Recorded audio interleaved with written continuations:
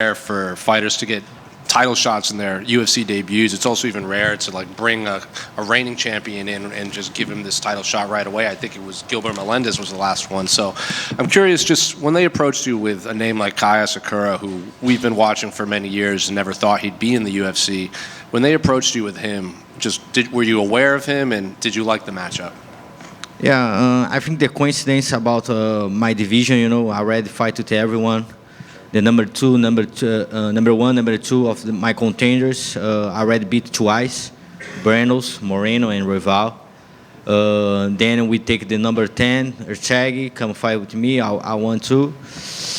And after my fight to Erchagi, I looked at the rank and tried to figure out who's going to be my next opponent.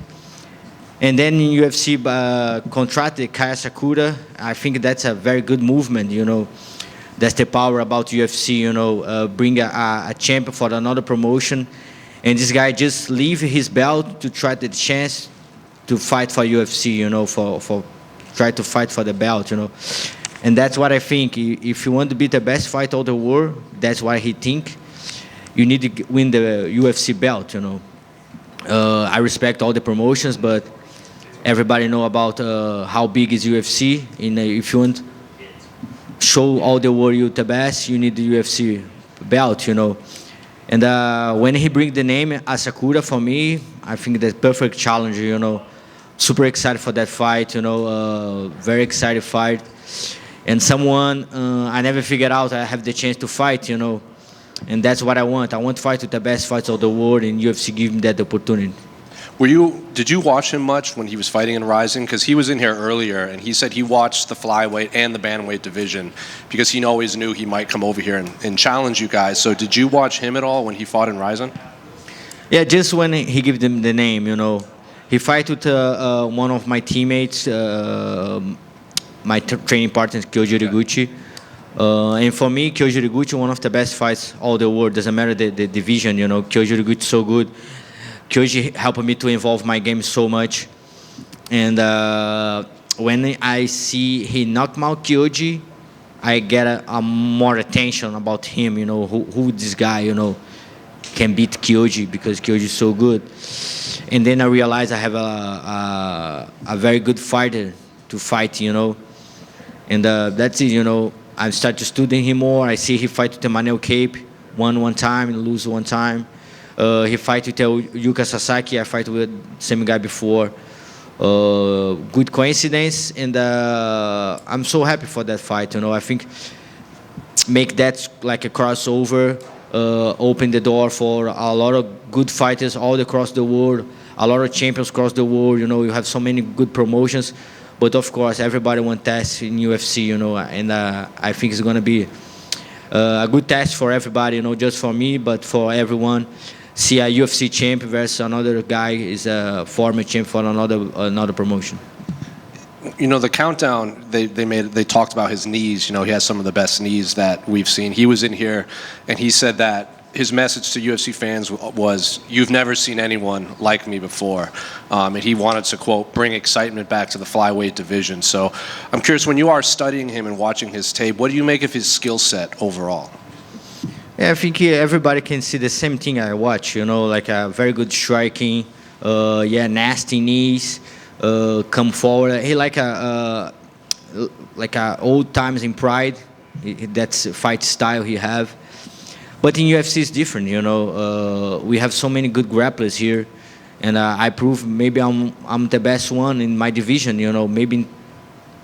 maybe top 10 in the UFC grapplers, And I think I can take advantage about that, Of course, I'm fighting MMA. I can fight and I can use my striking, but also I have my grappling too. I learn much more and I win much more fights when I start to fight MMA. Just go there and try to make a street fighter. I learn how to win the fights. I learn a lot with my coach, and that's what I'm gonna watch. That's what I'm gonna do on Saturday. I go to win the fight. Doesn't matter how. Have you noticed an increased level of interest in your fight now that you're fighting Kai Asakura, just based on the diehard MMA fans that wanted to see this fight? And then obviously he is a superstar in Japan. Have you noticed kind of a uptick in interest in yourself from the Japanese audience and the diehard MMA fans? Yeah, Japanese is a huge market, you know. I watch Pride when I'm very young, and I see how much the Japanese respect all the fighters, you know, and that's something, that's some place I want to go. I want to go to Japan. I want to feel that, you know. I'm start training in Brazilian Jiu-Jitsu, but Jiu-Jitsu comes from Japan, you know. And all the philosophy I learned in Jiu-Jitsu is come about respect, you know. All the time you go to the match, you curve yourself, look in the eyes.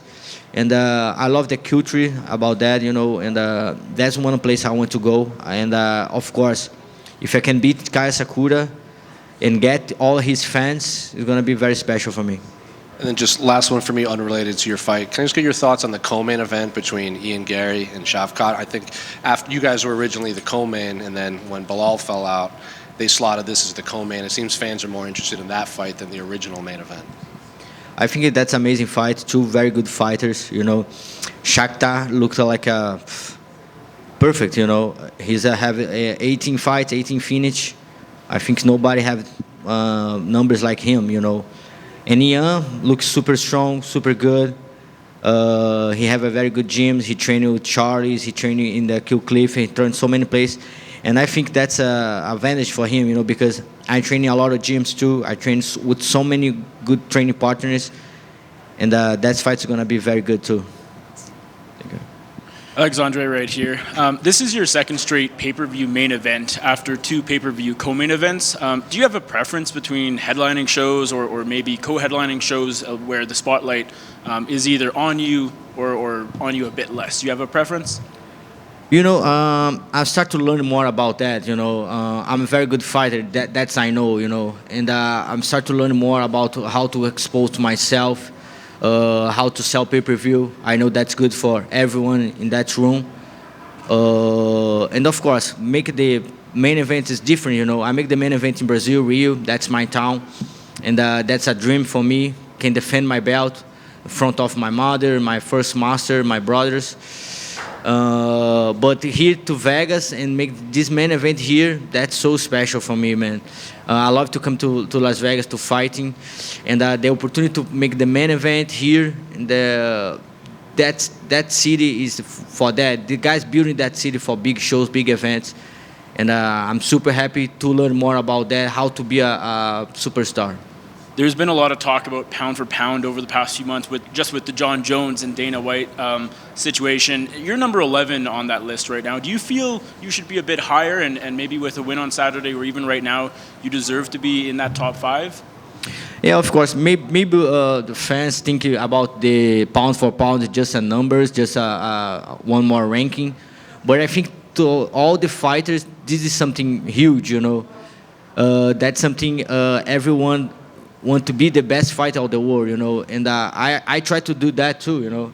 I try to be the best fighter of the world, and I know Saturday I have a big chance to climb this rank. Did you notice that your opponent was standing here watching you for a little bit? What do you First think time I see him. What do you think of that he's kind of scoping you out? You look nice, yeah, Japanese style. Alexandre, your wife has been by your side for so long. What advice did she give you early on in your career, and how has that advice changed as you've become champion? My wife? Yeah. She gave me some advice about that fight? Yeah, fighting and in life. You know, I think all the men, all boys start to be a man when you found a good woman, you know.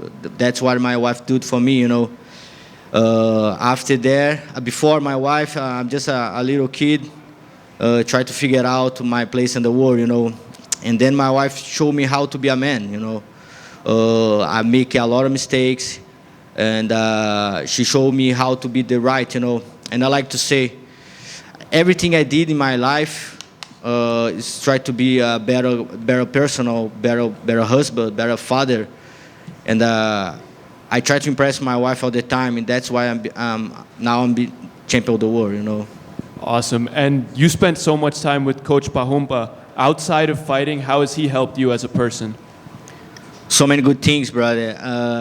One of the moments I want to say right now, like I'm driving with him and I ask him, I think you the more correct people I know, like you do everything right. How you can do that? And then he said to me, I'm too old to make mistakes.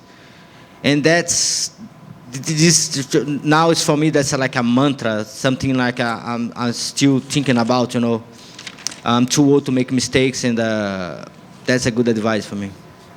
Alexandre, I just wanted your thoughts on the UFC releasing Muhammad Mokaev, especially because it seemed like he was the next one to fight you. What were your thoughts on that?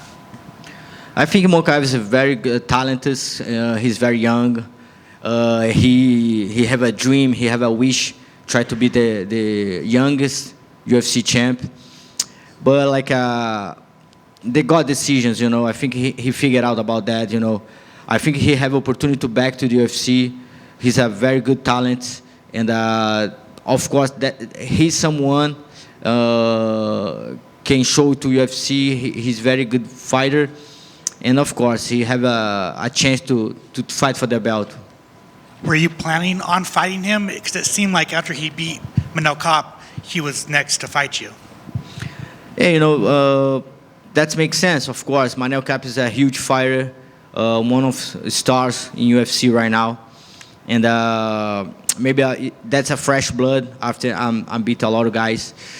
That's someone, of course, we still tune. I trained with him before in America Top Team. He's a very good kid, very humble, and he learned a lot. He's gonna be a good fighter. But I'm open, I'm wish fight with the best fighters of the world. That's my dream. I live my dream right now. I have the opportunity to fight Asakura, and just think about him. Thank you. Alessandro, to your left. Obviously, you just touched up a bit on learning how to, sell your fights, be the main event. But after Saturday night, this is going to be the second pay-per-view headline in 2024 alone as a flyweight. Did you ever imagine you're going to do that in 1 year? And given it was in Brazil, obviously one, and now in Vegas, a place where you refer to as a coliseum of fight, how special is this for you? That's a gift, God gave to me, that's opportunity, to come here and make this main event, And I think 2024 is a very good year for flyweight. I think maybe it's the best year for us, for all the division. We did so many good main events. The first one is Brandon Moreno with a rival in Mexico City, and then we have a Moreno with Albazi, a rival with Tatsura. Now we have a main event here, pay-per-view. I think that's a very good year for us, And now this year, everybody can say like 10 fighters from the flyweight division. Maybe this 5 years ago, nobody know about, but right now I think that's very good year for us, for all the division. And right now with that fight, bring a new blood for us, a champion from Asia. That's going to be huge. Obviously, if things continue in this momentum where the flyweight has gained this year, do you think your division will finally start getting a bit more respect in terms of maybe headlining more pay-per-views, getting more spotlight in general everywhere? That's it, I think we prove we deserve fighting UFC, I know just talk about myself, but all the fights the flyweight fights is very entertainment, You can pick the both, rival to Tatsura and Moreno with Albazi, both good fighters, And I think that, we prove we deserve fight here. We have amazing skills, maybe one of the challengers, the more challenged division, because wherever you go, we're good, You have a good cardio, you have good guys can knock out you, and of course grapplers. That's for me, one of the best division in UFC. Alex, right here. Alexandre, we've seen a lot of the stars of the UFC get custom shorts. As the UFC's best flyweight, what kind of custom shorts would you like if they gave you the privilege to have them? He'd give them the same one. I hope it's like a custom short too. Maybe for the next fight, I don't know. But I'm here to prove I'm the best flyweight of the world, and I try to be the best fighter of the world, That's what I come to Saturday. I don't come to take a new short or anything about that, If he bring me one new one, that's nice, but, in the end of the day, I back to my home, stay with my family. That's what doesn't matter for me, you know. Win fight on the Saturday and prove I'm the best on the world. Leading up to the fight, you were putting on social media, releasing, talking about the mindset of a champion. Haven't had the belt for a while now. What is that mindset? What is the difference being a champion compared to being a contender every week?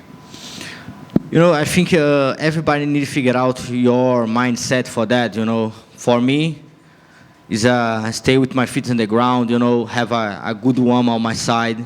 My kids is something more special I have, you know. And then I say that a couple of times. More money I make, more time I have with my family. That's what I do here. Alex, throughout the years, your relationship, and especially recently, your relationship with Jose Aldo has seemingly grown into something very beautiful, honestly. Can you just talk more about your relationship with Aldo and how it's been to kind of be mentored by what many people consider to be the greatest Brazilian fighter of all time? I agree with you, man. One of the great ones. But in Brazil, it's very hard to beat the great ones. You know, in the place you have Jose Aldo, Anderson Silva, Minotauro, so many good fighters, you know. But yeah, when I start to fighting, when maybe I have 18, I go to New Union in Brazil, Rio de Janeiro. I need to travel like 3 hours to go to the gym. And the opportunity to train in the same place with Jose Aldo, Renan Barão, a lot of good fighters. That's helping me a lot, you know, and see how Jose Aldo did everything, you know. I watch his sparring with like 10 guys, different guys in the same day, and he won everyone, you know. He's so good, and he's still good, you know. That's amazing. And he proved we can fight. He's still fighting for, doesn't matter your age, you know. Maybe he have 37, 38 right now, and he's still young, he's still competitive, you know. That's icon for us, and I think Brazil need more respect to Jose Aldo too. Thank you, guys. I appreciate it, man.